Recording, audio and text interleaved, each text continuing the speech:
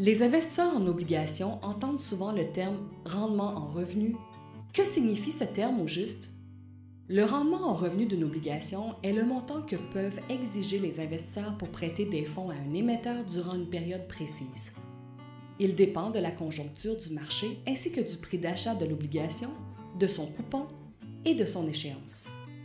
Le prix de l'obligation peut varier en fonction de plusieurs facteurs, dont la solvabilité de l'émetteur, les perspectives économiques générales et le taux d'inflation, ainsi que les variations des taux d'intérêt établis par les banques centrales. Le rendement en revenu d'une obligation et son prix évoluent dans des directions opposées. Quand les rendements en revenu augmentent, les prix des obligations diminuent. Et quand les rendements en revenu diminuent, les prix des obligations augmentent. Prenons l'exemple d'un investisseur qui achète une obligation de 1 000 $ assortie d'un coupon de 6 %, ce qui lui rapporte des intérêts de 60 $ tous les ans. L'obligation étant achetée au pair, son rendement sera égal au taux de son coupon. Si le rendement des marchés augmente de 1 %, les nouvelles obligations offriront un versement d'intérêt de 7 % ou de 70 $ pour chaque 1 000 $. Comme les investisseurs pourront maintenant acheter des obligations comportant un versement d'intérêt plus élevé, les obligations à 6 % perdront leur attrait. Leur prix diminuera de sorte que le rendement en revenu passera à 7 % et correspondra au taux offert sur le marché.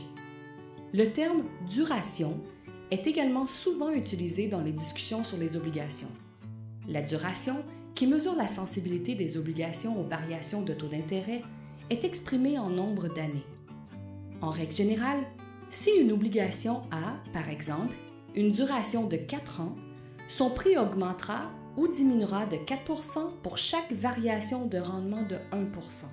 Habituellement, plus l'obligation est loin de sa date d'échéance, plus sa duration est longue et plus son prix est susceptible de varier lorsque les rendements évoluent. Il est généralement conseillé aux investisseurs d'opter pour des fonds d'obligations dont la duration globale est égale à leur horizon de placement.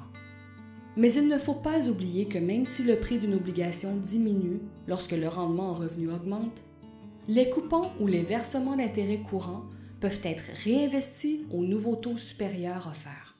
Au fil du temps, le taux supérieur auquel les sommes seront réinvesties permettra de compenser la baisse du prix de l'obligation. Pour en savoir plus sur les placements à revenus fixes, consultez votre conseiller financier ou rbcgma.com.